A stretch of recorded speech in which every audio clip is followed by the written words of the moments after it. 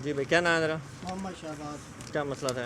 Sir मैं दुकान खड़ा फाइन नाम का ते उनका भाई आए ने मेरे को मारे ने मेरे गले च पैसे वगैरह मेरे बिलों के पैसे पे मेरी कमेटी पई है मेरे को आके मारे ने उसके बाद मेरा सामान वगैरह भी दे दिते ने तकरीबन 6-7 जाने जिन्ना च दूध है तो मेरे को पहचान आई जेड़े मारन वाले क्या नाम है ना?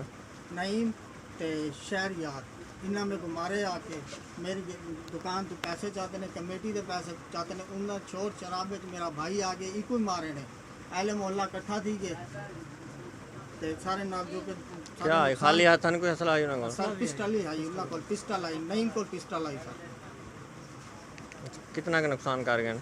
तकरीबन सर 4 to 4.5 लाख 5 लाख की में है पौने 5 लाख का सर नुकसान कितने नकदी कैश है?